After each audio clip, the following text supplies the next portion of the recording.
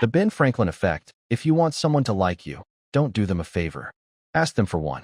This is the Benjamin Franklin effect. It sounds counterintuitive, but our brains hate cognitive dissonance. When someone does a favor for you, even a small one, like lending you a pen, their mind has to justify why they helped you. To resolve the inner conflict, the brain concludes, I must help them because I like them. By asking for a small sacrifice, you force their subconscious to create a positive bond with you. You aren't being a burden. You are subtly rewriting their emotional perception of you. The more they invest in you, the more they find themselves drawn to your side. Love bombing. The most dangerous trap starts with a feeling of perfection. It's called love bombing. A manipulator will overwhelm you with intense affection, constant flattery, and undivided attention from the very first minute. It feels like a soulmate connection, but it's actually a strategic overdose of dopamine.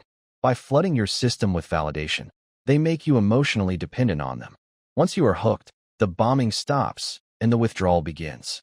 You spend the rest of the relationship desperately trying to earn back that initial warmth. They don't love you.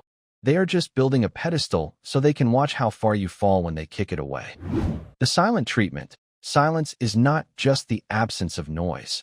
In dark psychology, it is a weapon of absolute control. The silent treatment is designed to make the victim feel invisible and insignificant.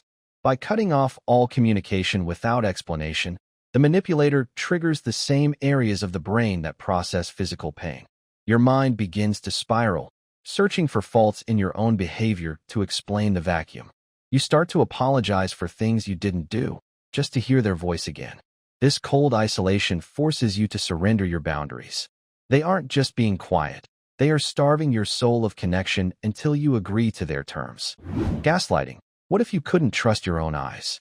Gaslighting is a slow, psychological erosion where someone convinces you that your memory, perception, and sanity are flawed. It starts small. I never said that, or you're just being too sensitive.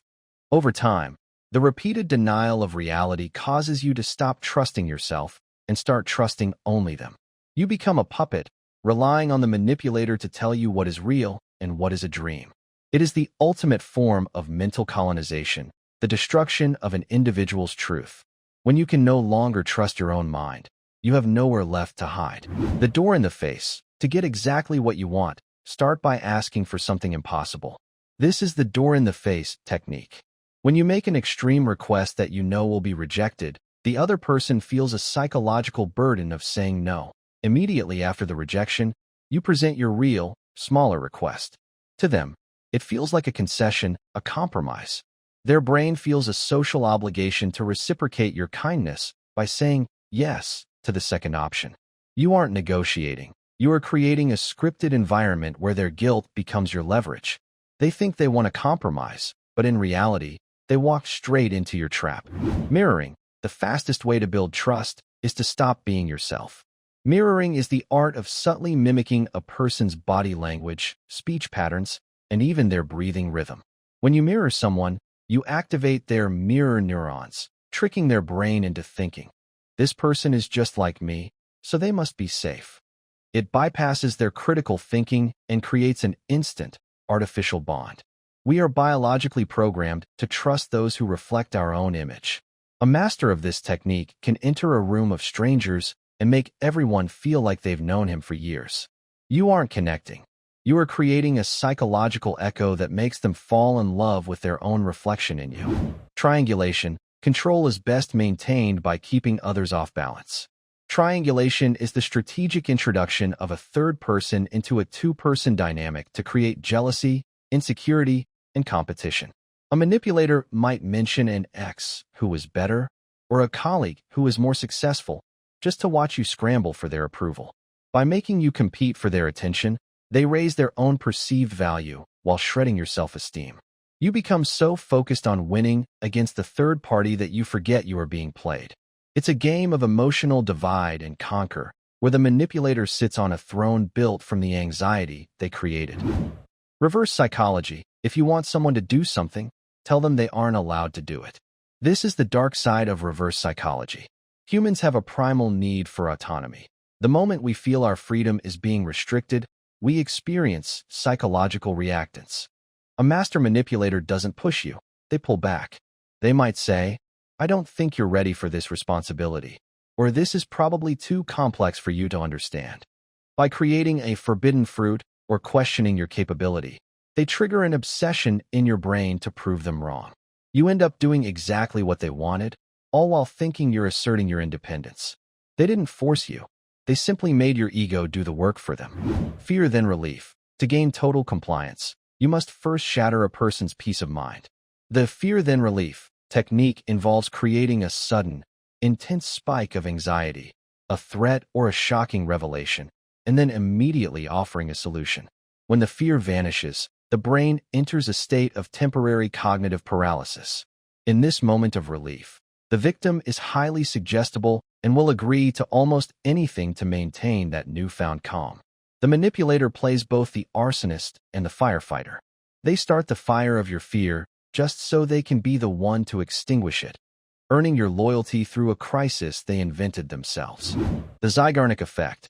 Why do we obsess over people who leave us hanging? The Zeigarnik Effect states that the human brain remembers uncompleted tasks much more vividly than finished ones. Manipulators use this by creating emotional loops, starting a deep conversation and then leaving, or being mysterious about their intentions. This leaves a tab open in your mind that you cannot close. You find yourself thinking about them constantly, trying to find a resolution that isn't there. They aren't being interesting. They are purposefully leaving your brain in a state of tension. You don't miss the person, you miss the ending of the story they refuse to finish. Pavlovian Conditioning. You think you're in a relationship, but you might be in a training program. Manipulators use Pavlovian conditioning to shape your behavior without you realizing it. By consistently pairing a specific gesture, sound, or word with a reward, like affection, and then using it to signal punishment, like coldness, they program your reactions. Over time, you begin to respond to their bells like a lab subject. You start doing chores, changing your appearance, or staying silent just to avoid the negative trigger. They aren't asking you to change. They are subtly rewarding the version of you that serves them best until your original personality is conditioned out of existence. The Scarcity Principle. We only value what we fear we might lose. The Scarcity Principle is a dark psychological hack that turns a person into a high-value prize by making them seem unavailable. By strategically being busy, taking hours to reply, or mentioning other people's interest in them, a manipulator creates an artificial shortage of their presence. This triggers a survival instinct in your brain. If it's rare, it must be valuable. You stop judging the person's character and start obsessing over their availability. They aren't elusive because they are important. They are elusive so that you think they are important. You aren't chasing a person. You are chasing a ghost that only appears when it wants to be hunted.